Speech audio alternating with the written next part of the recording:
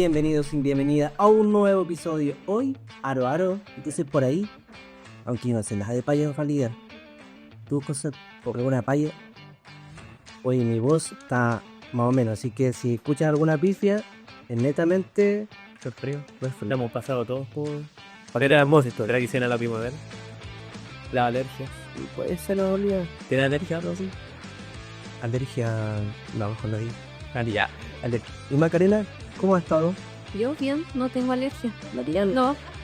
No, estoy bien, agradecida también por la invitación. Y entramos en un buen mes, así que yo creo que se nos vienen hartas cosas buenas, festividades. Así que y eso conlleva también, como ustedes decían, quizás algunas alergias unas que otras. Pero lo bueno es que son momentos para pasar en familia, así que bien acá. Le acerca un poquito la semana de... ¿Esto el cambio de horario? He visto que ha afectado a muchas personas en el sueño.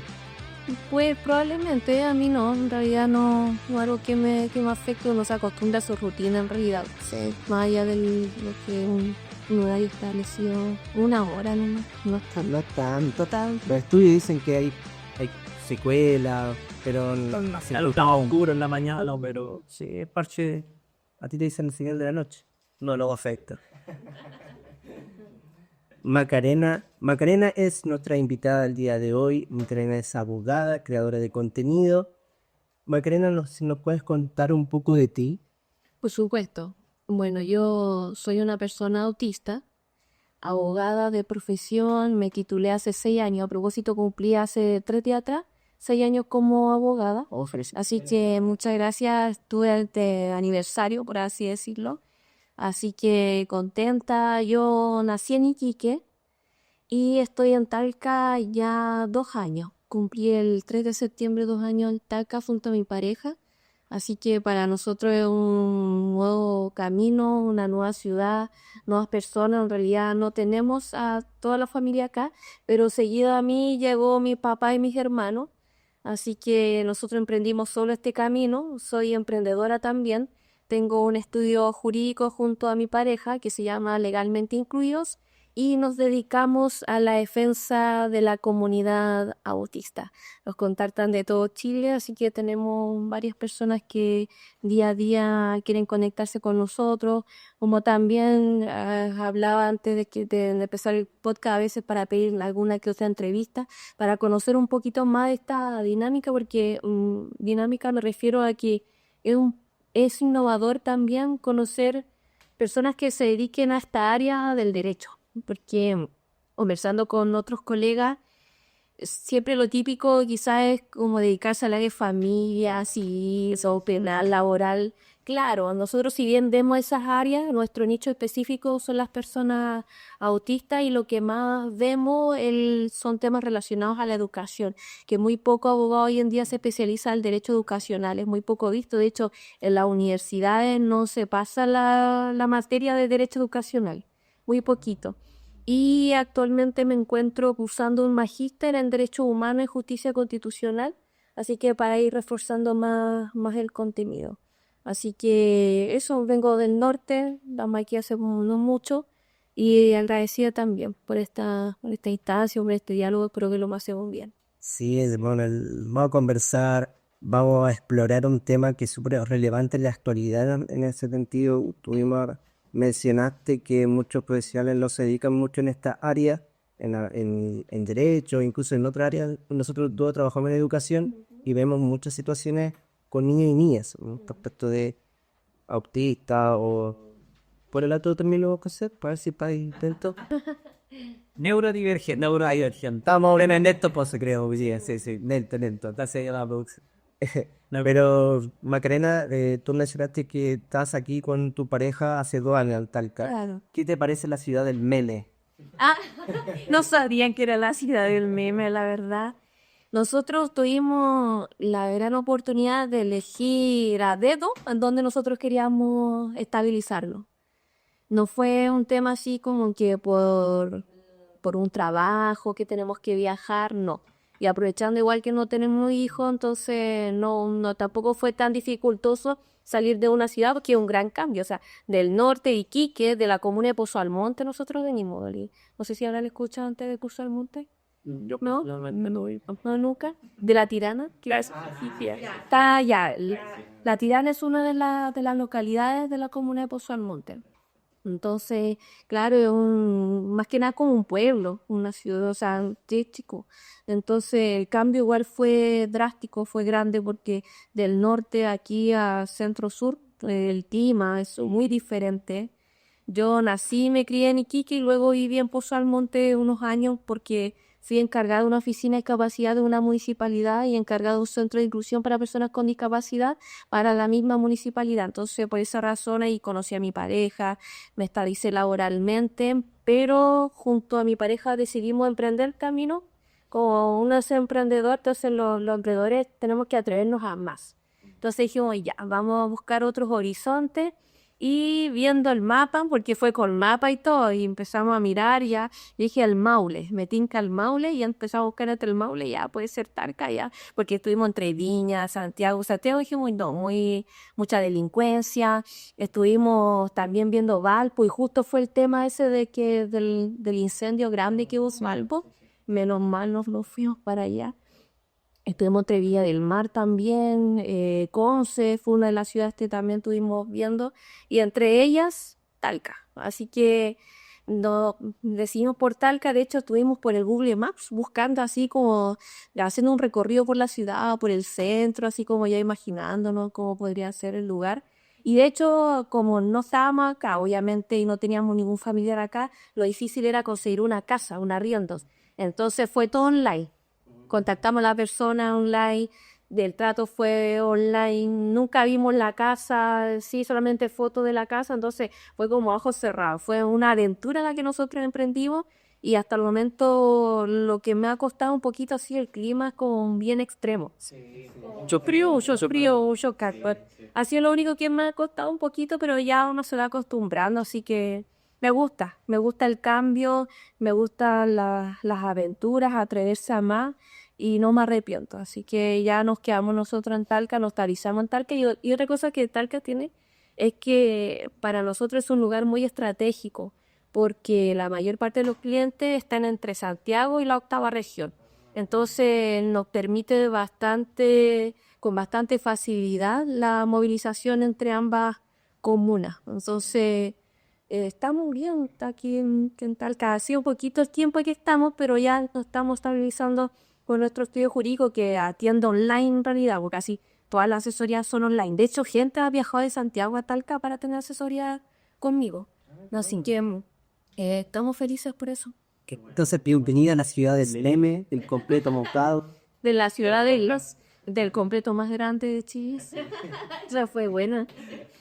Pronto vamos a tener alguna sorpresa por ahí, así que me voy a adelantar un poco. Es el Springfield de Chile, el Springfield. Uy, pero qué manera de molestar. Qué peor. Sí. Oye, Macarena, pregunta así al grano, ¿qué tipo de completo le gusta? ¿Completo mojado, tostado, mayo casera, industrial? En Iquique solamente conocí el completo tostados, pero ya aquí en Talca el completo mojado y me quedo con el completo mojado ya. Definitivamente italiano, pa. Así que tengo ya mis picantes hechos aquí en Talca, así que sí, me gusta, me quedo Talca, me quedo con los completos mojados. ¿Alguna tica que nos pueda recomendar a nuestra audiencia que nos ven? Hay una que está en Lircay, que está cerca del Cugat, de la Cuenta. Ah, de la Puente. Sí, es un kiosco rojo, La Arena creo que se llama. Y ahí siempre vamos, son buenos los completos. Me gusta la mayo casera. Está todo lo tanquina y así. Bien, Arquina. Macarena, una consulta. Esta netamente es... Me imagino que hay un estigma en la palabra cosa, ¿no? Sí. De las personas que tienen autismo en el momento de estudiar. Claro. ¿Te pasó a ti? Sí, de hecho, antes de responder la pregunta, quiero señalar de que mi diagnóstico fue tardío.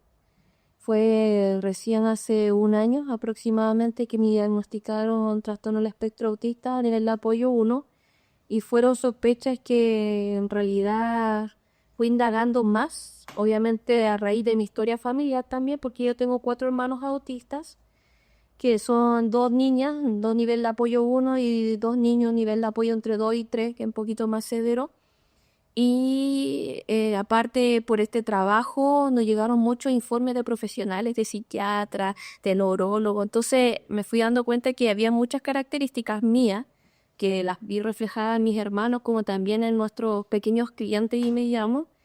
Y ahí fui indagando más, buscando en YouTube información, en internet, etcétera.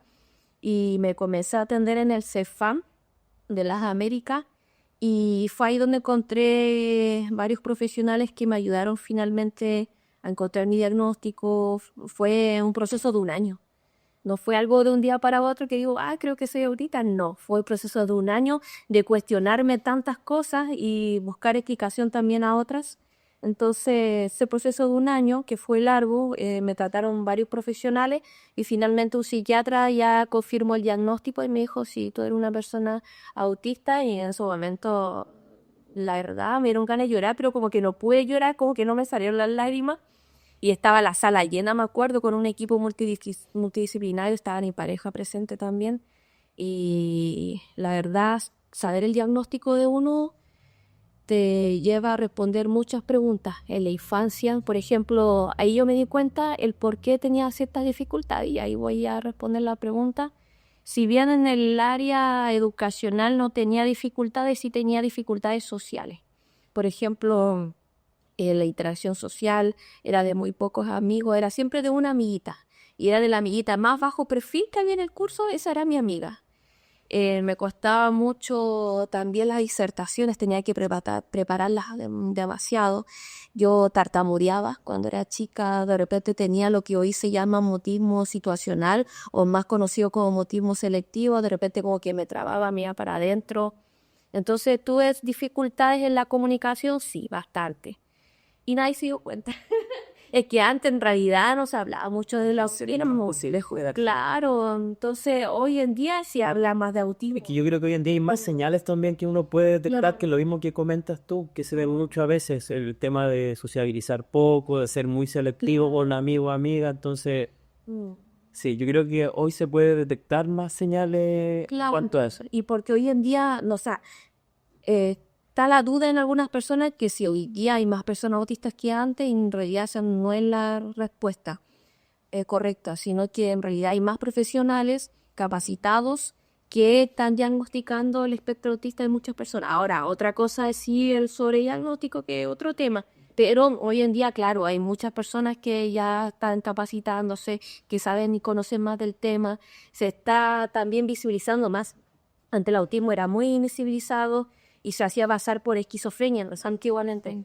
Entonces, claro, hoy en día hay mucha más facilidad también, hasta en el sistema público, que hoy día han ido avanzando leyes al respecto a eso. Y ha sido esas las dificultades que tuve, más que nada social y de comunicación. Porque lo que es lo educacional, yo aprendí a leer a los 5 años sola, con un silabario, me obsesionaba con los silabarios, con la enciclopedia, con los libros, me iba muy bien. Me acuerdo que estaba competencias con mis compañeros de quién leía más rápido, quién terminaba las pruebas más rápido, quién escribía más rápido, siempre levantaba las manos. Me gustaba mucho ir al colegio, pero en ese aspecto me iba bien.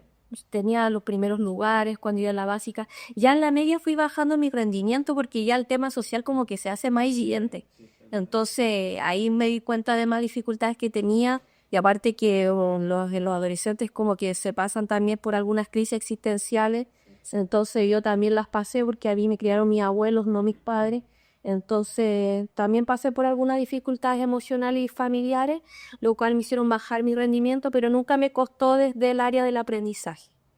Por ejemplo, tuvimos arte de conversar, grabar nuestro episodio, estábamos conversando con el José de nuestra ignorancia dentro un poco del tema, de que hubo un periodo del tema de la pandemia, ¿cierto? Donde muchos niños y niñas fueron diagnosticados con TEA.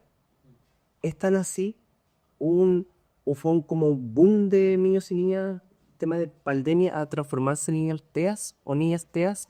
Yo creo que no es como comentaba recientemente, no es que haya más personas TEA, sino que yo creo que quizá el confinamiento también provocó de que las familias se acercaran más a sus hijos y pudieran en este caso ir detectando ciertas características que a veces eran invisibilizadas. Ahora, otra cosa es que igual en las mujeres cuesta más detectar el autismo o diagnosticarlo porque se hace mucho masking en las mujeres, se habla del enmascaramiento y por lo general se tienden a confundir ciertas actitudes con, no sé, que por ser niña, por ejemplo, las estereotipas, que es los aleteos, quizá una niña que aletea no causa quizá tantas preguntas como un niño que sí está aleteando, es como, entonces, en ese margen entre género también es como más difícil detectar en las mujeres que en los varones. Yo creo que en referente a la pandemia, yo creo que netamente el confinamiento hizo quizás conocer más a la familia, al núcleo familiar, y por otro lado, igual hubieron muchas vulneraciones de derechos, de hecho aumentaron bastante. Yo en esa época estaba trabajando en un OPD, en una oficina de protección de derechos de la infancia, y wow, llegaron muchas causas. Yo era abogada de los niños de la comuna de Bozo Almonte y teníamos demasiados niños con vulneraciones por el tema del confinamiento. Yo creo que aumentó también en ese aspecto. Qué buen punto que mencionas, Macarena, el tema de género.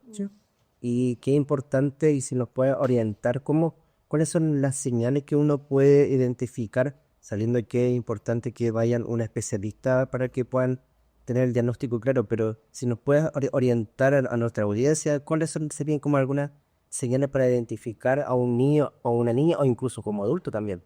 Claro, pues los niños se dan más la estereotipa. Uno ya como adulto ya sabe que quizá hay ciertas conductas que socialmente van a ser rechazadas por los demás, entonces uno tiende a evitarlo. Por ejemplo, yo en casa de repente hago estereotipas para poder regularme socialmente, pero no lo hago para afuera. Estereotipas, por ejemplo, me refiero a aletear o a saltar en puntitas.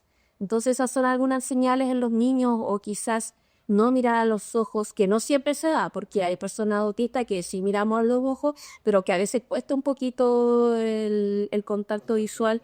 Claro, a veces uno mira acá entre media. Así que puede ser eso una de las señales, o también el tema social, que no solamente el tema del autismo, igual puede ser una persona que no sea autista y solamente más introvertido y no es sociable simplemente, pero también el tema social del autismo es una de las características porque cuesta mucho la comunicación, la interacción, la reciprocidad y la iniciación en la comunicación social con las demás personas. Entonces ahí está una de las barreras. Entonces, por ejemplo, en los niños, cuando no hacen caso a su nombre, cuando uno los llama y se va para otro lado, es como que algo le pasa porque hay cierta edad en la cual los niños deben realizar ciertos gestos, hablar, comenzar a hablar, a caminar, etcétera, pero hay algunos niños como que se da de forma más tardía. Por ejemplo, en uno de mis hermanos comenzó recién a hablar como a los 6, 7 años, cuando lo normal es que empiezan a decir sus primeras palabras al año. Entonces ahí como que uno va detectando, claro, algo está pasando, no me está mirando, se va, como inclusive algunos padres piensan que los niños son sordos porque no hacen caso a su nombre y luego le hacen los estudios y dicen, no, no era nada sordo. Entonces ahí se dan cuenta que tenía algún trastorno del espectro autista. Macarena, ¿cuál es el procedimiento correcto para detectar que una persona es autista? Te lo pregunto porque muchas veces nosotros en el área de la educación vemos que a veces llegan una apoderada, una mamá y dicen, no, sabes que mi hijo es TEA por tal y tal razón, pero no viene con un diagnóstico. O me ha pasado a mí que me han dicho, no, me lo diagnosticó el psicólogo, por ejemplo. Entonces, con eso igual hay que ser bien cuidadoso porque a veces llevan sin desmerecer, por supuesto, el trabajo de otros profesionales, no llegan con el del profesional correcto. Claro. Y como que te dicen, no, si es TEA. Claro, ahí el diagnóstico de autismo debe ser clínico, es decir, debe estar certificado por un especialista idóneo, competente del área, como por ejemplo un neurólogo y psiquiatra. Y en el caso de los psicólogos, claro, pueden ayudar al neurólogo o psiquiatra a tener más pesquisa, por ejemplo, hacer test, que los test, por ejemplo, el ADOS2, que si bien no, en este caso no da el diagnóstico, pero sí puede ayudar, sí da luces de, claro, mira, esta persona tiene cierta sensibilidad, no sé, al tacto, muy sensible sensorialmente, le cuesta la comunicación con los demás, etcétera. Entonces ahí se hace un test que es un test largo en realidad, de muchas hojas. Entonces eso ayuda a la pesquisa, pero finalmente todos los diagnósticos son clínicos. Ahora pasa el caso al revés también, porque si bien hay mamitas que llegan quizás con la sospecha, porque esas son sospechas simplemente, hay veces que llegan con el diagnóstico clínico y los colegios lo cuestionan. También. Entonces, ahí también está, ¿qué tal? Se tira cara al área yo también, po. Y yo que me dedico a esta área lo he visto bastante. ¿Y por qué? Porque se tiende a pensar en un estereotipo de persona autista. Por ejemplo, el estereotipo de persona autista comúnmente uno piensa que es la persona que se aísla, que no habla. Cultura. Claro, uno puede ser estructurado, pero a veces como que no se notan los demás, pero hay cosas como que son... que uno tiende a pensar que son todos iguales, pero en realidad el espectro es amplio, todos somos diferentes, hay niveles de apoyo 1, 2 y 3, entonces se enmarca mucho lo que es un tipo de autismo. Entonces si ven que un niño habla bien, que mira los ojos, que le va bien en su estudio, entonces no es autista, po. Pero no es así porque hay otras dificultades quizás sociales de comunicación y de interacción social. Entonces no hay que cuestionar tampoco un diagnóstico clínico porque eso igual hace daño a la familia, a los niños, no le hacen a veces los apoyos curriculares o los ajustes curriculares que correspondan por ese mismo cuestionamiento. Entonces yo creo que no debe haber un cuestionamiento clínico. Si hay un diagnóstico clínico, me refiero, no debe haber algún tipo de cuestionamiento. Relacionante la ley de inclusión que para el establecimiento. Nosotros trabajamos en los establecimientos. Para mí siento que en la ley todavía les falta mucho. O sea, nos falta mucho los recursos, que los profesionales se puedan seguir perfeccionándose en ese sentido, porque pasa que, a mí, no sé, yo tengo una visión mucho más amplia en ese aspecto, donde que los profesionales solamente se enfocan en un área y hasta ahí llegan. Claro. Pero ahora, según tengo entendido, que el colegio hacen como el despeje y hacen la derivación al CEPANA Claro. para poder tener el diagnóstico más preciso.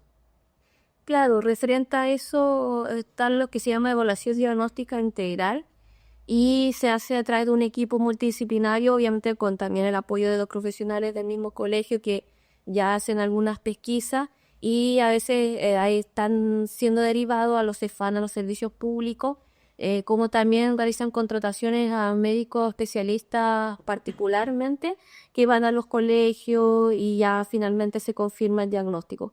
Pero esto es un proceso que siempre tiene que tener el consentimiento de las familias. Sí. Y tú me mencionaste que hay como 3 niveles. Claro. Si nos puedes orientar cuáles son los 3 niveles, o el otro, o dígase que nos puedan... Sí, mira, no es que uno sea más o menos autista, o sea, no es que uno sea más autista que otro, o sea, eso Es un mito. es un mito, claro, o sea, uno es autista, ¿ya? Lo que va variando es el nivel de apoyo que requiere finalmente uno como persona autista. El nivel de apoyo uno podríamos señalar lo que es como el más leve, ¿ya? Que tiene menos dificultad en la comunicación, en la interacción social, pero no quiere decir que no haya dificultades. Son más invisibles y es en realidad a veces lo que más se sufre en el sentido de que se invisibiliza mucho más y se hace más masking. Entonces, al hacer masking, este enmascaramiento es como que uno trata de actuar como los demás.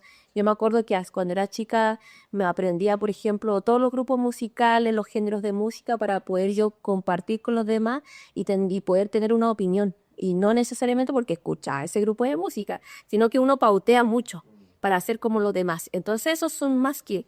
Y al final los masking van cansando. También está el nivel de apoyo 2 y 3, que ya es un poquito más severo, que en realidad muchas veces en el nivel de apoyo 3, por ejemplo, no se logra ser completamente independiente. Y ahí entran mis hermanos, 2 de mis hermanos, que son entre el nivel de apoyo 2 y 3. Ahora, que uno sea nivel de apoyo 3 no quiere decir que va a ser siempre nivel de apoyo 3. Ahora, puede ser que sí, pero puede ir variando. Uno puede ir bajando el nivel de apoyo con las terapias o puede quedar siempre también con nivel de apoyo 3. Pero esto siempre va variando, el espectro es amplio, todas las personas somos distintas y a veces con terapia esto puede ir cambiando también. Dentro tú mencionaste en este momento que estábamos en esta conversación, donde tú mencionaste que hace un año este fue en tu diagnóstico. ¿Qué pasó en tu momento de como abogada a creadora de contenido, especialmente en el tema de TEA? Cambió todo, mi vida completa, 100%, porque ya me estaba dedicando en la defensa de la comunidad autista, por mis hermanos autistas, mis 4 hermanos autistas, pero ya conocer que yo soy autista le da más sentido también a lo que estoy haciendo. O sea, le da más pertenencia, le da mucha más identidad y me empodero más con el tema. Entonces empezamos a crear contenido específico para esa área, para la defensa de la comunidad autista. Entonces esto cobró sentido y yo creo que encontré el propósito de mi vida. Y lo que yo realizo, si bien también vemos temas de familia o casos penales, de educación, lo que más vemos, como les comentaba, siempre es enfocado desde el área inclusiva. Es decir, nosotros hacemos un acompañamiento en las familias porque sabemos también lo difícil que son las situaciones que a veces se pasan en los colegios. De hecho, muchas mamitas, papás llegan llorando cuando hacemos las asesorías jurídicas que duran 1 hora. O sea, yo no puedo tener una asesoría jurídica de 20 o 30 minutos, es imposible. Yo tengo que escuchar bien a la persona y hay personas que se quedan 40 minutos hablando. Yo creo que para eso ahogarse también por una parte. Y yo para conocer bien lo que está pasando y darle una buena estrategia legal, una buena asesoría, una buena orientación. Y ya cuando toman servicios con nosotros, siempre desde la perspectiva inclusiva, con un acompañamiento y comprendiendo la situación, porque quien más que vive la situación puede comprender a esa persona. No sé, yo la viví cuando era chica, también sufría. Yo sufría harto bullying cuando era chica, me molestaban como hablaba. En la universidad, de hecho, me decían, ¿por qué hablas así, como así, tan correcto, así, sin garabato, tan, como diferente? Me dicen, como que tuviera otro acento, me decía. Me molestaban. Cuando era chica, más todavía, y no me daba cuenta. Es como que pasa en el autismo también eso de que uno se da cuenta a veces de las malas intenciones de las demás personas, como que yo a veces tiendo a creer como que todos son buenos, y eso ha sido una de las grandes dificultades que he tenido a lo largo de mi vida y que he ido superando. Pero claro, más allá de eso, el tema educacional y el tema de lo que es el acompañamiento, yo creo que es lo que más hay que reforzar también. Y uno puede ser quizás muy abogado, pero uno tiene que ser cercano igual con la gente. Tratar de aterrizar también las leyes a lo que es una realidad más concreta, y es lo que hacemos también a través de nuestros contenidos. Entonces, pasar de quizás de ser una abogada a conocer mi diagnóstico autista y a pasar a crear contenido le tomo más sentido. Y claro, para mí 100% el propósito de mi vida. Claro, bueno, sí. Hay un punto que yo destaco en la conversación que tú recién me mencionaste de que sufriste bullying. Y lamentablemente, insisto, en los colegios falta eso, falta educación, Tanta prevención. prevención, Sí. porque los niños y las niñas, por ejemplo, no saben distinguir los niños que probablemente que tengan TEA o las niñas y dicen, oye, mira, por lo mismo que tú mencionaste, se burlaban por la forma de hablar, por expresarse, etcétera. Y los colegios no le explican, No. no le explican. Y también está ese estigma de decir es que los apoderados dicen, no quiero que digan que mi hijo tenga TEA. Claro. Lo ven como algo súper negativo. Como vergonzoso. Sí. Yo estoy orgullosa de ser autista. De verdad, sí, yo estoy. Por mis hermanos también, yo digo con orgullo que yo son TEA, no lo escondo. Porque yo creo que, como señalar recién, como es mi propósito, uno de esos propósitos también es visibilizar la condición y que no se enmarca dentro de una casilla o de un margen o de algo estereotipado, sino que simplemente esto va variando en cada persona, y muchas personas autistas podemos lograr salir adelante, ser profesionales, tratar de mejorar nuestra comunicación, porque una de mis grandes dificultades, como les señalaba, era la comunicación. Yo tartamudeaba con el tema. Entonces, ¿qué hice? Yo misma me puse desafíos. Por ejemplo, yo fui mucho a una iglesia y fui líder de jóvenes. Entonces me tocó mucho predicar, estar delante de muchas personas, y ahí empecé a practicar cómo yo tenía que expresarme, que tenía que editar ciertas muletillas. Luego de eso, en la universidad fui dirigente estudiantil, siendo autista, sin saber que era autista y sabiendo que me costaba el tema social, lo hice igual. Hice 4 años dirigente estudiantil. Y ahí también me tocaba mucho expresarme delante de todos mis compañeros, muchas personas. Y luego cuando fui encargada de la oficina de discapacidad, como abogada ya, trabajando en mi área, ahí ya eran muchas más personas, eran entre 300, 400 personas que yo tenía que expresarme. Y como era para una municipalidad, muchas veces me grababan también. Entonces iba al canal con la cámara, me ponían el micrófono, yo... Y después yo lo que hacía, y a consejo de mi pareja, era que yo tenía que mirar los videos y ver cómo yo me expresaba. Entonces me di cuenta de que yo decía, por ejemplo, mucho Entonces, claro, entonces dije, no, pues se ve re feo. O de repente hacía el estereotipo y como que me balanceaba un poco y después decía, ¿por qué hago esas cosas? Y después ya me empecé a dar cuenta y empecé como a irlas mejorando. Entonces, uno siendo autista, pues ir mejorando, claro que sí. De hecho, a mis hermanos que son nivel de apoyo 2 igual.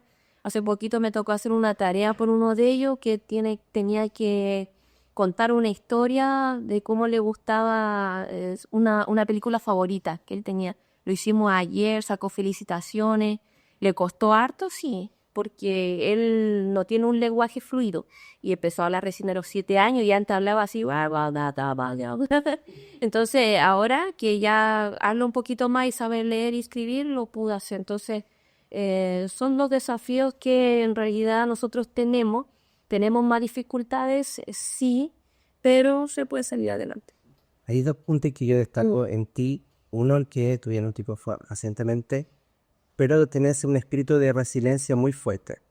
Y lo mencionas netamente porque tú mencionaste en tu conversación que con tu pareja tuviste un emprendimiento del estudio de abogado. Claro. Sí, y eso se nota del empoderamiento, de la resiliencia y siempre será el apoyo con tu hermano. Y eso yo creo que tus hermanos van a verlo y van a decir, yo quiero ser más que mi hermana, igual que mi hermana, y eso para mí lo agradezco y te felicito por ello. Sí, creo que ya me lo han dicho ya. Mi hermana cuando era chiquitita me decía, cuando sea grande quiero ir a la universidad igual que tú. Y yo me sorprendía porque ellos me veían igual con mi traje y todo yendo a la universidad.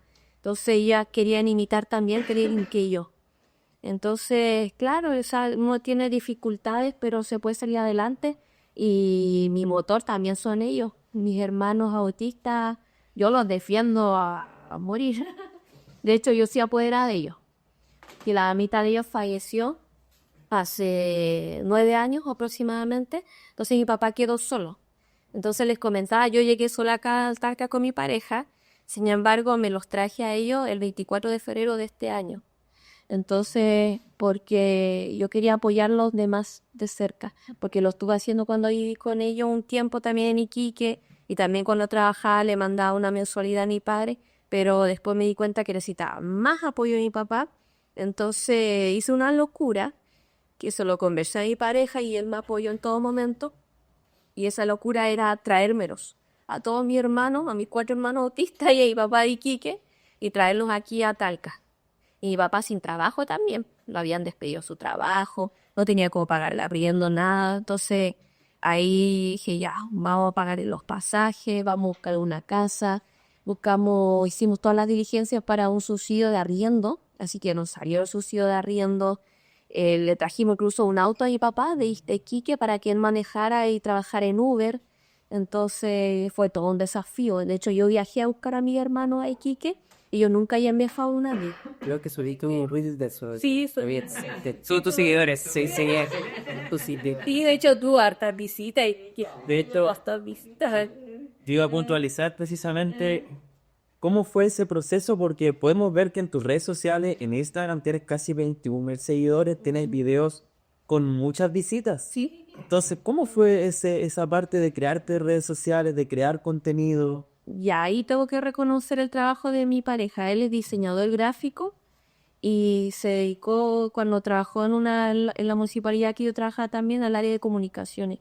Entonces, él me impulsó a grabar. De hecho, las primeras grabaciones ni se las muestro, porque de verdad él me decía, Maca, eres muy tosca para hablar, porque era como muy mecánica, así como robot. Y me costó mucho soltarme, me decía, pero Maca, suéltate, hay que ser más fluida, no tan, porque uno a ver, de repente como que es muy abogado, que muy cuadradito, y más que yo era autista y ni sabía que era autista, más cuadrada era todavía. Entonces me costó mucho, entonces él me ayudó a irme soltando, costó algunas discusiones, sí. Pues, Me imagino que sí. te viendo ahí. Pero él me ayudó, él me dijo, hagamos redes sociales, y yo ya, un día empezamos a grabar, me costaba así un mundo, salía con la cabeza caliente después de tanto, no, es que así, no, es que así, y ya después fue fluyendo, y ahora, claro, hemos seguido hartos seguidores, Y en parte nosotros, bueno, hablo yo mucho también de mi vida con mis hermanos, como también enseño sobre el área educacional, de derecho, etcétera. Entonces dividimos el contenido en las... Sí, que estoy, hemos visto a tus hermanos, por eso me preguntaba. Me acuerdo de uno de los feeds que fueron a comprar en una tienda, multitienda, X. Ahora si no quieren auspiciar, mejor podéis. Pero una batidora, Claro. una de tus hermanos fanático de unos fonos. Sí, de los auriculares del Sodimac. De hecho, fui a buscar hace poquito porque hay que renovarle esos auriculares porque él quiere eso. Ya, entonces, como quiere eso, yo siempre le compro esos auriculares y tenemos que comprárselo cada 3 meses porque no son de tan buena calidad, pero como quiere eso, y de hecho hace poco fui al Sodimac y no había exhibición, tuve que llamar al encargado, tuve que ir a bodega, pero no, yo tenía que salir con los audífonos y ya compré varios. Por si acaso, me aseguren. Y ahí dentro de las redes sociales siempre hay un mundo positivo, pero también negativo. Porque tu testimonio, tu historia en Instagram ha sido a nivel profesional, pero también vivencial como testimonio de tu familia, con tus hermanos. ¿Te ha pasado comentarios negativos? Uy, caleta. Tengo hartos hate, pero ¿sabes qué? Ahí me sorprende porque los hate que yo tengo son de muchos profesores, porque ellos, bueno, no todos obviamente, pero muchos como que no entienden que una abogada hable de educación. Entonces me dicen, los abogados se molestan de disciplinación. Bueno, vuelvo con sus capas. Pastel como el dicho. De peso. Sí, y yo digo, ¿y no sabrá que existe un área que se llama derecho educacional, que es en realidad un área emergente del derecho nueva? Pero Como no toquen mi área porque claro, ahora te otro. claro, entonces, no, chao, los abogados de la educación me colocan. ¿O qué sabes tú de Sí, autismo? eso, típico, el que sabes tú. Sí, me dicen que sé yo de autismo.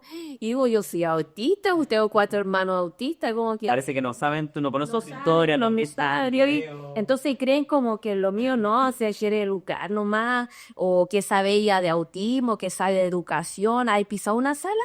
Ya, te quiero ver en una sala. Yo fui tutora sombra de mi hermano, de uno de ellos. Así que pisé una sala, obviamente, no como un profe, que es un 100% distinto, pero me tocó ver realidades también ahí. Por eso no significa que tú no puedas tener tu... Claro, o hablar de mi área. Exacto, hay dos puntos. Hay el tema de educación. Primero, los profes, como lo mencionamos, están con un cebo Claro. de que una escuela solamente están los docentes, los psicólogos, trabajo. Bueno, aquí podemos hablar simplemente de la escuela. Pero nosotros el capítulo anterior, y creo que lo pueden ver en el capítulo de Anita Muñoz que tuvimos invitada, que la escuela, la comunidad educativa es un cárcel amplio de profesionales. Pueden tener abogados, pueden haber ingenieros, en fin, no solamente como pedagogo. Y hay otro punto que tú mencionaste que para poder educar a la comunidad, se me fue el término, tutor de sombra. Tutor sombra. Sí, tutor sombra. Para poder, uno sabe qué es, pero quizás la comunidad no sepa, si no puede... Claro, el tutor sombra no es una figura que esté reconocida legalmente en el derecho educacional, pero sí la Superintendencia de Educación se hizo cargo de esto, porque en la práctica se está llevando mucho a cabo en los colegios, sin estar regulado normativamente. Entonces, ¿qué pasó? La Superintendencia de Educación dicta un ordinario, el 1698, y ahí señala de que, claro, la figura del tutor sombra no existe, de hecho hasta prohíbe la figura del tutor sombra y que la ejerzan los apoderados o que los apoderados contratan a alguien porque la figura que realmente está legalizada es la de asistente de aula, que cumple dichas funciones. Pero ¿qué pasó? Ese mismo año se publicó la ley de autismo. Entonces, la Superintendencia de Educación se pronuncia nuevamente a través de otro ordinario en enero del año 2024 y en ese ordinario deja sin efecto este que te señalo. Entonces, actualmente no hay prohibición legal para contratar a un tutor sombra o para que un apoderado con un familiar sea tutor sombra. O sea, ya no, pero la Superintendencia de Educación dijo, ya no vamos a regular más adelante y hasta ahora estoy esperando. Sí, lo que pasa también en las escuelas que para evitar contratar a un tutor sonda le dan ese trabajo a otro profesional. ¿Sí? Claro, y a veces hace falta, ¿sabes? Yo sé que igual hay que fomentar la autonomía progresiva de los niños, pero a veces sí hace falta. Entonces sí, en ocasiones sí. Por ejemplo, tú que eres más especialista en educación, abogada, entienda. ¿Qué crees tú que falta la ley de inclusión? Y ya, hay todo un marco normativo en el área educacional. Está claro, la ley de inclusión, está la ley de autismo, está la LGE, esto. Entonces, siempre cuando uno trata de estudiar todo lo que es el derecho educacional, nunca se estudia una ley aislada, sino que todo el marco normativo educacional vigente en Chile. Entonces, claro, en ese aspecto quizás se cuestiona mucho la ley de inclusión porque finalmente lo que hace es que no discrimina a estudiantes y en ese sentido se habla también de aquellos estudiantes con necesidad de educativas especiales transitorias, permanentes, y que no se debe, por ejemplo, sancionar por su condición, y en ese aspecto la ley de autismo viene a reforzar aquello. Entonces, la ley de autismo también, por ejemplo, no se lee de manera aislada o se estudia de manera aislada, sino que también con la ley de inclusión y otras normativas educacionales, como también con una circular, que es la circular 586, no sé si la habrán escuchado. Esta circular 586 finalmente viene a reforzar la ley de autismo en el ámbito educacional y da orientaciones a los sostenedores de establecimientos educacionales y cita la ley de inclusión, la ley de subvención, cita otras normativas en el ámbito educacional.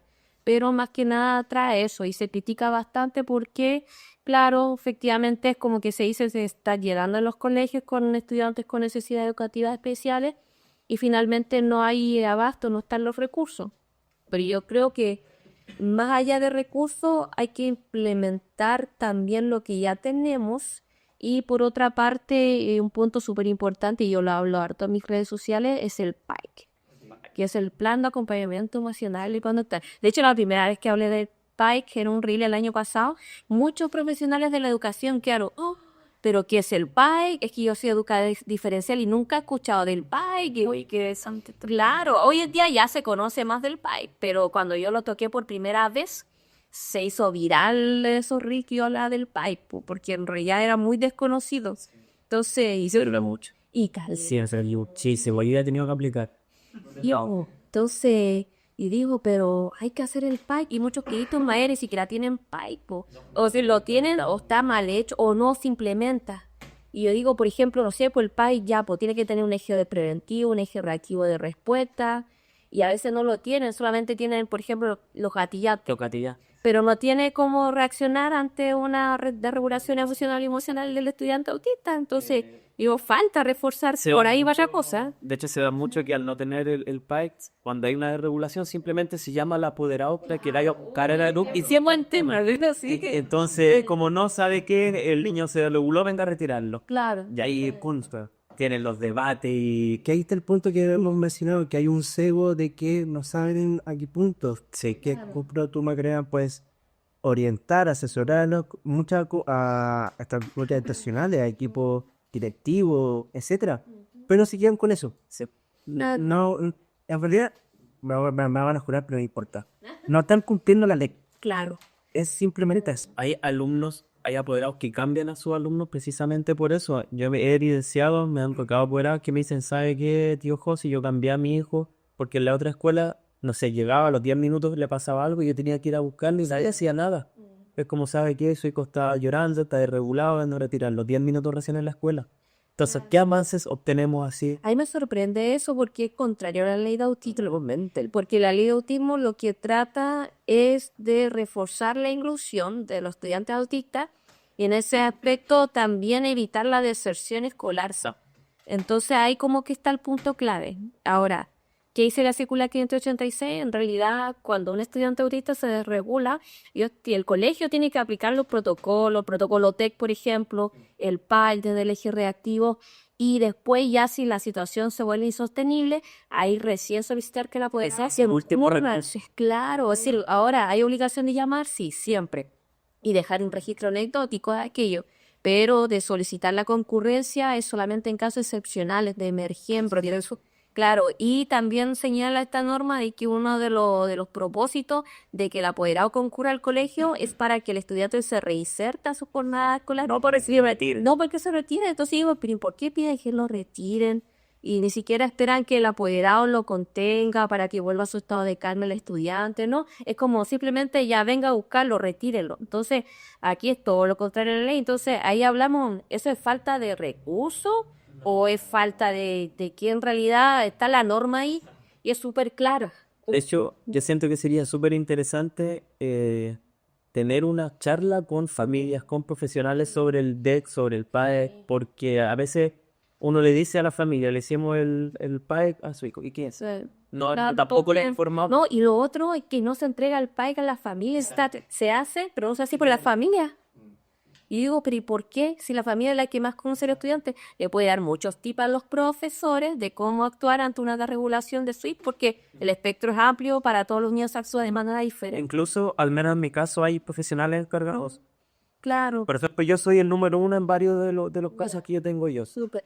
Y nunca me ha tocado llamar a un familiar, o sea, informar sí, pero no venir a retirarlo. Y es importante lo que dices tú, cuando va el apoderado es para que el niño pueda reinsertarse nuevamente en la actividad que se está aplicando y no para retirarse. Ahora hay excepciones igual, o sea, si ya es sostenible la dirección, o sea, pero no es, muchas veces- no es el objetivo principal. Muchas veces En eso. ya no, mejor que se retire. A mí me pasó un testimonial, no voy a decir mencionar mis 49 kilos, pero en un momento me pasó eso. Un niño se desregulaba muy constantemente y nadie se acercaba, nadie no hacía nada.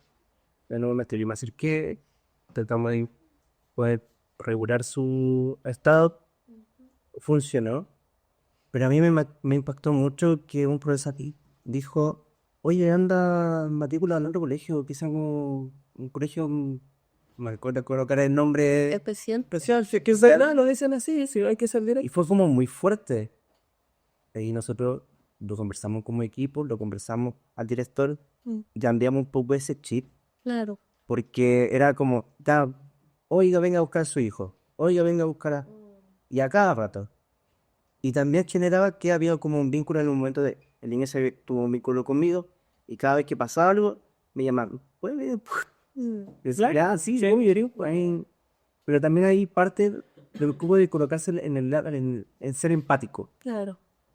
A mí me ha tocado ver lo opuesto a ti y me sorprende porque me ha tocado ver amistades de los niños que se acercan para contenerlo y gracias a eso también vuelven a la clase, de que sale un niño porque está mal y sale un compañero del curso, Claro.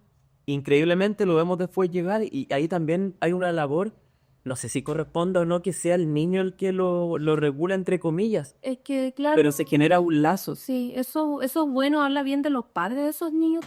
Tal, no es que sea labor de los niños, pero Claro. finalmente entre ellos, como hacer una comunidad, también se van apoyando. Y eso es bueno. Y claro, en ese aspecto, yo creo que yo siempre lo hablo en mis charlas, yo hablo mucho de la empatía.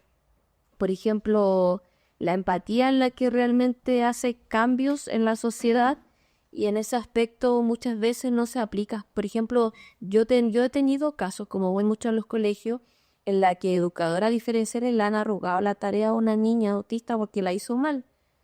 He tenido casos en la que se investigó, se hizo protocolo y todo el tema y se llegó a la conclusión porque se indagó con demás compañeros de este niño. Permiso, perdón, que la está. Se indagó con más compañeritos y se llegó a la conclusión de que la profesora se burlaba de los llantos del niño delante de los demás.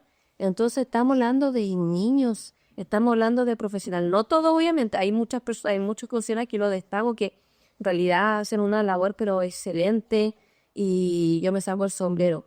Pero hemos tenido demasiados casos en los que no se hace bien y la empatía como que se deja un poquito de lado y se entiende a decir eso, mejor llévenlo a un colegio especial. Y eso es discriminación, porque el Estado igual, si bien faltan recursos, si hay un colegio que el colegio recibe aporte estatal, no debiese en este caso señalarse de que vaya a otro colegio, porque de hecho la misma circular que de 86 dice que es un acto de discriminación. Sí, a mí una de las cosas que yo siempre he criticado por mis horas en el Chanto es que a mí tenía la oportunidad de trabajar no solamente en el colegio, sino que también en el departamento de educación municipal y que mismos profesionales empiezan como a generar chismes, como de tener una estigma por los niños y las niñas, hacer la misma discriminación Y lo encontraba un poco ético y en un momento me generaba como polémica porque yo al menos yo soy súper directo con algo que no me parece. Y no estoy, como le digo así, maní con el medicando. Claro. Porque yo soy de la idea que, al menos como yo me dedico a trabajar en educación y en la infancia, el bien superior de cada niño y niña. Esa es mi prioridad, no materna. O sea, esa es nuestra prioridad. Y siempre yo defendí esa postura.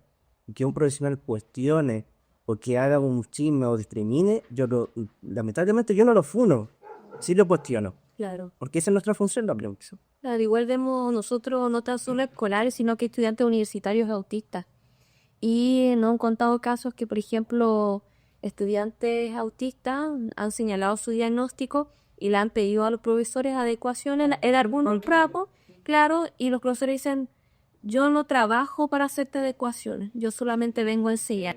Y así le han dicho. Sí, porque Y se han burlado de algunos también. en las escuelas se hacen las adecuaciones con pruebas, etcétera, pero allá iba yo incluso en el tema de la universidad. Claro, y ahí estuvo en el aire el tema de la universidad posterior a la publicación de la ley de autismo, porque si bien se publicó la circular 586 para el ámbito escolar, no se había publicado nada para los estudiantes universitarios y recién este año se publicó una resolución que viene en este caso a interpretar la ley de autismo en el ámbito educacional, pero para los universitarios. Pero aún así es como bien ambiguo, pero igual señala la obligación de hacer los ajustes razonables para los estudiantes universitarios autistas. Entonces, se puede pedir, en este caso, ajustes curriculares claves. Creo que ahí se piensa mucho que como el universitario ya es más grande, no tiene esas necesidades de las adecuaciones, pero O a veces se burlan. también Nosotros tenemos el caso de una estudiante que estamos viendo, universitaria, de la cual se han burlado profesores de ella, del cómo habla. claro, creen que ellas se lo van a tomar a la risa también. O porque preguntan mucho cosas que son obvias para ellos. Entonces, de hecho, una de ellas se puso a llorar en la sala y el profesor la mandó a lavarse la cara. Y cuando ella regresó, en la pizarra tenía anotado su nombre y la explicación de la respuesta que ella estaba solicitando, que para él era obvia. Pero oye, ¿qué está pasando? ¿Dónde quedó la empatía? Por eso yo siempre hablo de la empatía. ¿Qué está pasando en nuestra sociedad? ¿Por qué pasan estas cosas? O sea, ¿hablamos de falta de recursos o hablamos de cómo es uno como persona también? Muchas veces Parte de habilidad. Sí. no, sí. Falta recordar que antes de ser profesionales somos seres humanos, somos personas. Hay un punto, y creo que se me los puede orientar también, en la carrera de docencia. ¿Tú crees que falta un poco de, no sé si un ramo Yo creo, sí. de Inclusión, falta, sí, porque hoy en día no, las mallas es igual como hay una, yo creo que hay que atacar también la raíz, po. Quizás también hay falta de empatía en algunas personas por la ignorancia también, el desconocimiento en algunas materias, también el tipo de crianza influye mucho, pero eso también es por la falta de acceso a información. Entonces, yo creo que si hubiesen ramos de inclusión en las universidades en el ámbito de la pedagogía sería maravilloso, porque falta mucho, porque de hecho de los hate que yo tengo, me dicen los profesores de que ellos no estudiaron educación diferencial y por qué tienen que estar enseñando a los TEA y así hablan, y son profes, les gustaría que los pongan. Un día voy a hacer una exposición de todo lo que me han dicho, sí, que a funar a todos, porque... Y digo, pero ¿y por qué hablan así tan feo? O me han dicho, ¿acaso tenemos que ser guardería de los TEA? O también hay muchas cosas así, nosotros no somos guardería. ¿Qué? Y yo digo, wow. Incluso algunos se alegran cuando los sacan de la sala para trabajar. El aula de clase. El aula de recursos, por ejemplo, cuando uno le toca sacar a un niño, llevarlo al pie y trabajar con él, es como, no, ya, todo el rato que fue. Entonces uno igual ahí sí. Hay que protegerle, sí. bueno, el mundo de la educación, pues, hay lados buenos y lados malos. Claro. Antes de continuar con este tema que yo creo que podría durar 3, 4, 5 horas porque es tan amplio y nos lleva a esto a conversar. Recuerden seguirnos en nuestras redes sociales, completo.con todo en Instagram, TikTok que está con viral últimamente, hemos visto a Lale bailando ahí. No. Todo TikTok, Instagram, YouTube Y Spotify. y Spotify. Y Macarena, ¿dónde te podemos encontrar en redes sociales? En abogada Macarena Munoz. Macarena con K, una K. Ujú. Munoz con N. ¿Y el estudio jurídico? legalmente incluidos. También tenemos perfil. Oye, voy a hacer un cambio radical, un poco salir de la escuela, de las universidades. Antes de cambiar un poco el tema, Ya, bueno, ya. Ya. no, no, no. No, pero era porque, si está bien o mal, porque yo vi en una noticia, si me puede orientar en ese sentido, que los establecimientos tenían que tener como una sala de regulación, Contención. de contención, ¿cierto? Y tienen que tener el nombre en específico afuera de la sala de contención. Ya, en ese aspecto no hay una ley que regule y que diga que los colegios deben tener una sala de contención porque muchos no lo tienen. Entonces muchos estarían infringiendo la ley. Eso te lo digo. Claro, pero sería ideal, sí, pero no es necesario, creo que se señale. Ahora sería bueno igual porque uno puede también, uno tiene a veces como persona un sentido de pertenencia hacia las cosas, los lugares, las personas, etcétera. Entonces quizá identificarlo sería bueno. Funciona, pero Claro. hay que ser cuidadoso en qué momento utilizarlo, porque muchas veces se lleva a la persona a la sala de contención solo para tenerla ahí, sin ninguna finalidad, sin porque no está regulado, como ya hay muchos monitos, hay muchas cosas que lo pueden calmar, entonces déjalo ahí. Claro, puede como surgir el efecto contrario Exacto. finalmente. Hay que saber en qué momento usar esa sala de contención, porque a veces va un chico que de verdad está desregulado y la sala de contención ya está ocupada con niños que están viendo videos en el celular, que están ahí mientras esperando que lo vengan a retirar. Sí, pero mi pregunta, creo que la redacté mal, o la hice mal, como siempre, que siempre se rinda y traducen. Pero es necesario colocar en el cartel afuera decir sala de contención, porque la noticia mencionó que en una escuela, no voy a decir la escuela porque lo la noticia, colocaron como sala de contención y generó una polémica. ¿Ya? Es necesario colocar Igual yo siento que se puede malinterpretar el punto de contención porque ¿para quién va a ser la sala? Claro. Yo si me pongo a llorar puedo ir ahí sin tener ningún tipo de diagnóstico. Entonces yo especificaría quizás no como sala de contención. Quizás podría ser sala de regulación o sala De la calma. de la calma. Porque ¿quién puede usarla? En donde yo trabajo es para los niños con TEA que se desregulan. Claro, igual que hay colegios que tienen protocolos DEC general y otros protocolos DEC para estudiantes autistas.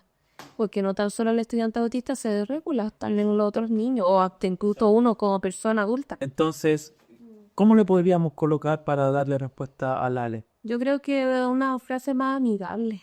¿Y solo para niños con diagnósticos, niños y niñas con diagnóstico? ¿O lo generalizamos en la escuela porque muchas veces también vemos alumnos que sin tener un diagnóstico también tienen un mal día y se desregulan? Y yo siento que también puede ser un espacio para... Yo creo que va a depender de la fase del estado de desregulación en la que se encuentre el estudiante. Si es necesario o no, porque las desregulaciones van por fase finalmente. Entonces, si realmente lo requiere un estudiante que quizás no tiene un diagnóstico, sería bueno también. Y eso sería inclusivo también. Sí. Sí, ya sería un poco del contexto, contemplando y en el mes que estamos, ¿cómo se celebran estas fiestas? ¿Hay alguna manera distinta de pasar lo que es 18 de septiembre, lo que es más masivo? Claro. ¿A las personas autistas Sí. se refieres? Sí.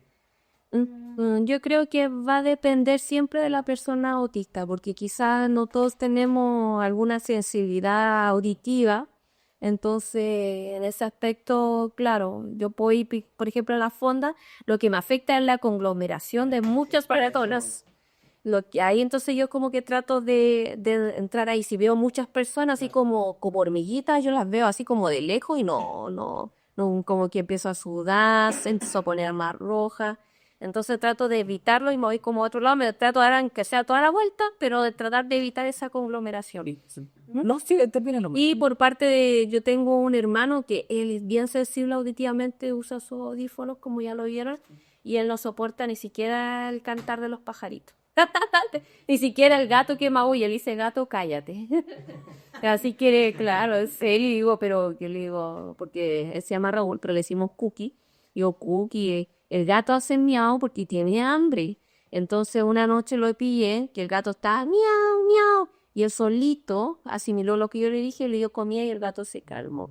Pero él tiene esa sensibilidad, entonces va a depender de la persona. Y por ejemplo, saliendo un poco de esa fiesta, por ejemplo, en temas de Año Nuevo, que se va mucho la música, las fiestas, no solo fiestas masivas, en casa a veces los mismos vecinos alrededor ponen música fuerte. Sería bueno ser más enfático. Es que a eso voy, Sí. a eso voy.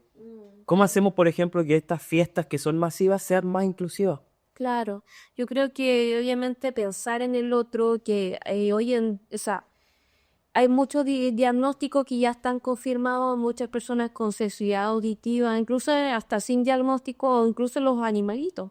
Entonces, claro, uno si piensa en el resto, yo creo que uno la puede pasar bien sin la necesidad de tener la música que se escuche a 2, 3 cuadras. Ustedes, por ejemplo, celebran fiestas patrias, Sí. ¿y de qué manera? Cantan la manera lo hacen, ¿sí? Sí, sí, que todo. O sea, no carreteo, no salgo de noche, salgo con mi pareja, ¿no? Sí, eso le queda ahí, pero me gusta la celebración. Yo soy más familiar, entonces me gusta más compartir con la familia, estar con mis hermanos, por eso igual me los traje para estar con ellos. Entonces, yo soy más como de ese ambiente. Y eso lo visualizamos en un ambiente de calma. De calma, claro, sí, Ah, sí. súper. Y hasta en el tiempo para eso. Eso preguntaba. Sí. ¿Y qué consejos nos pueden dar como para, como sociedad, podamos tener ser más empáticos en este contexto de fiestas? Fiestas patrias, Navidad, Año Nuevo o fiestas masivas. Yo creo que es importante siempre pensar en el otro. Quizás hay muchas personas que tienen vecinos con niños con el espectro autista. Hoy en día hay muchos casos que están diagnosticados y se saben más, está mucho más visibilizado. Entonces es pensar en el otro, inclusive hasta sin saber que alguien tiene un diagnóstico, el vecino, el hijo del vecino, uno puede también pensar, pucha, quizás mi música fuerte lo está despertando, quizás le incomoda, quizás no le gusta esta música. Entonces uno como sociedad es muy individualista. Entonces yo creo que el pensar en el otro, yo creo que es un punto clave para ir surgiendo más como sociedad.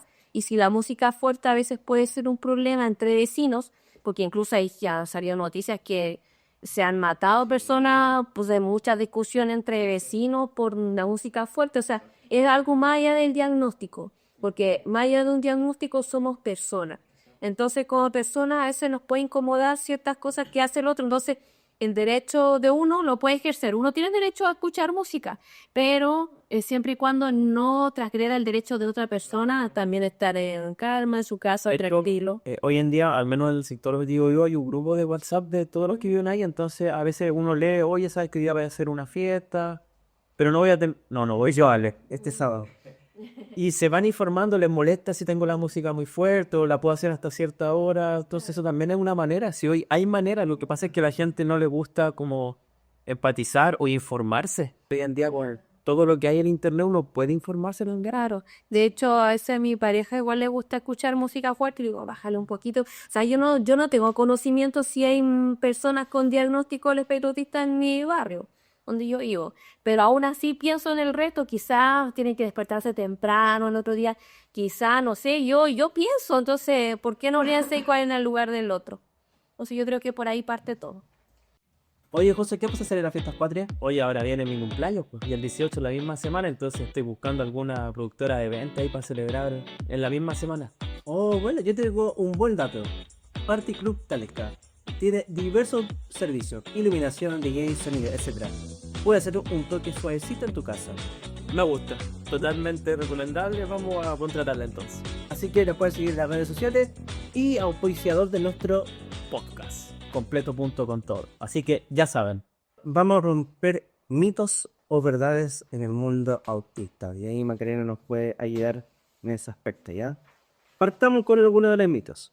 Aquí tengo un poco de hoy porque con suerte hay que toque. Ya. Dice, las personas autistas no sienten empatía. Falso. ¿Falsa? Falso. Lo que pasa es que yo creo que se ve así porque muchas personas que no son tan sociables o quizás no se demuestra mucha afectividad, pero no quiere decir que uno no sea empático. Todos los autistas son genios en algo. Yo creo que es falso. Va a depender de las personas finalmente. O sea, en el autismo uno tiene lo que se llama interés profundo. Según la ley de autismo, intereses repetitivos o restrictivos. Yo le llamo mejor interés profundo. Pero, y ese interés profundo te hace igual indagar mucho en un tema hasta ser muy experto en ese tema, pero quizás no todas las personas autistas quizás tienen eso, entonces va a depender de la persona. El espectro es amplio. Mira, ahí yo tengo no es una opinión, pero un día escuché que una persona X que era autista era seco en matemáticas, pero es como no solo porque es autista. Claro. Es como sea porque es autista, Que no es necesario. No. Tú puedes hacer seco en Tomás. El carreto. El señor de la noche te dice. no estaría en la el mito. Mito con realidad. El autismo se cura con terapias. Falso. El autismo no es una enfermedad. El autismo es una condición del neurodesarrollo. Uno nace siendo autista y muere siendo autista. Orgullosamente lo digo. Es lo raro. Las mujeres casi no son autistas. Falso. El masking es lo que le habla así, se dan mucho más en las mujeres. Exacto. Las personas autistas no disfrutan de la vida social. Falso. O sea, depende del lugar. O sea, y es falso, pero no sé, pues yo a veces puedo estar con mucha gente y no me siento cómoda. Pero ahora estoy cómoda, así que estoy disfrutando. El autismo siempre se detecta en la infancia. Falso. Lo acabamos de responder en esta Mi entrevista. diagnóstico es tardío, así como el de muchas personas. Las personas autistas no pueden trabajar. Ay. Y esto lo vemos también, es un tema de que podría ser muy amplio, no contratar personas solo por ser autistas. De hecho, yo la otra vez recibí a una persona que decía que no la querían contratar en ningún trabajo porque se dan cuenta que era autista o con la manera en que la hablaba y se expresaba y no le querían contratar a alguien recién titulado. Entonces hay mucho sesgo, mucho Mención a que tampoco pueden ser independientes. falso. Yo soy independiente. Y por último, el autismo es igual en todas las personas. Pero más que falso es eso. El espectro es amplio, varían todas las personas. Bien. Que ahí antiguamente decían que todos los autistas eran iguales. ¿Cierto? Claro, sí, Igualmente. todo en un saco. Sí. Y dentro en este capítulo hemos aprendido que no. Claro. ¿Verdad? Sí, sí. Todas personas son distintas, de diferentes niveles, etc. Sí, dentro de nuestro podcast, o lo mencioné en el video. Podcast. ¿Y cómo? Podcast. ¿Y qué dije? Podcast. ¿Y qué cómo? Ya. Tenemos una sesión que es de 1 minuto donde uno puede desahogarse o decir cosas buenas, lo que quieras, libre. ¿Ya? Pero en este caso, como podcast, te queremos pedir que en este minuto tú puedas hablarle a la gente sobre inclusión, sobre empatía, sobre la inclusión. 1 minuto libre. Ya, pero desahogarme de un tema que quería desahogarme con algunos profes. Pero por supuesto. Tanta inclusión. Yo soy bien literal, así que así me dicen, te habla de esto o de lo Entre las dos. ¿Ya? Sí, perfecto. Esta es como la fase final de nuestros capítulos, que es el minuto de Y también hacia algunos directores de colegio o de algún... Ojalá que no me hacen colegio, por favor. Sí. ¿Preparada?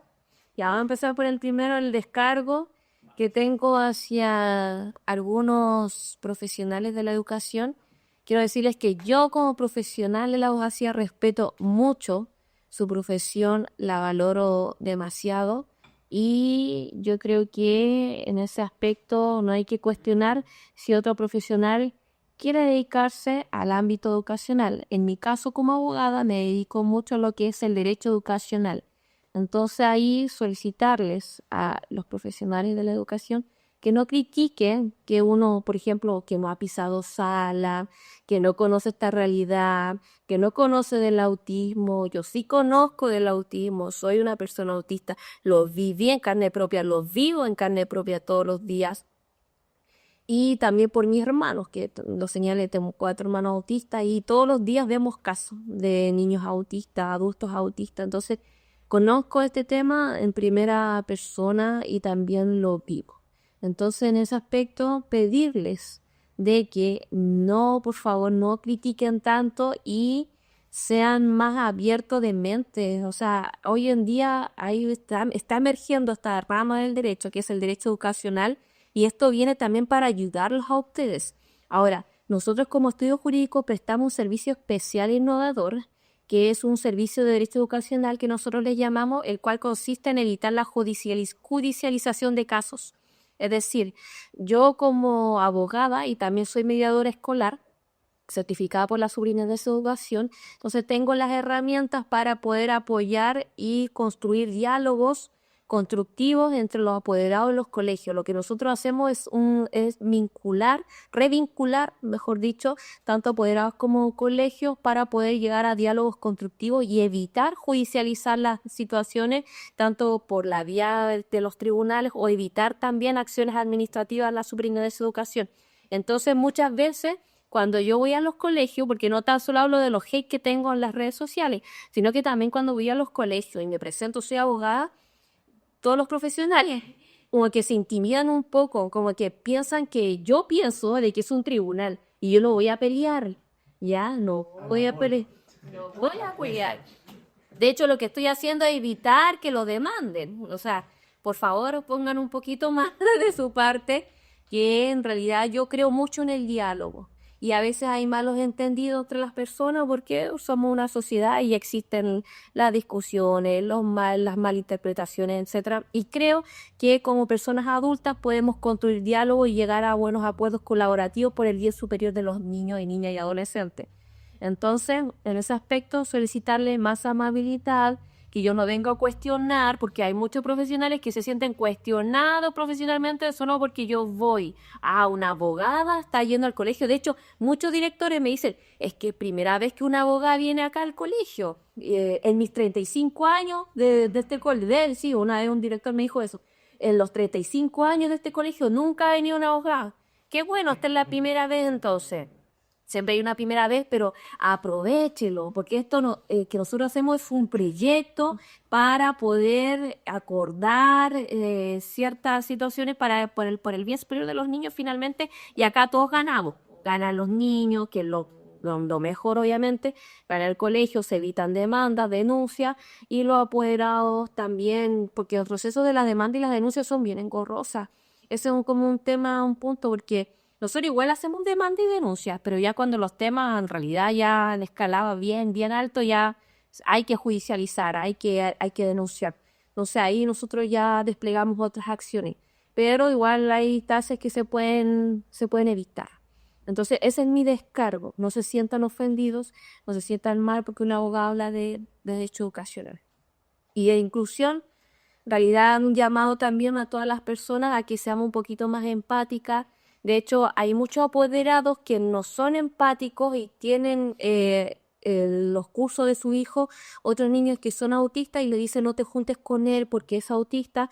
Entonces esto parte por casa. Si usted quiere criar un buen niño, una persona de bien, una persona de valores, tiene que enseñarle empatía, a respetar las diferencias, a respetar al otro y a incluir también al otro. Si los niños también ven a alguien o a un niño que está solito, a integrarlo en su grupo, enséñenle a los papás también eso a sus niños, a integrarlo, porque todo parte desde la infancia en la construcción de las personas que nosotros podemos llegar a ser.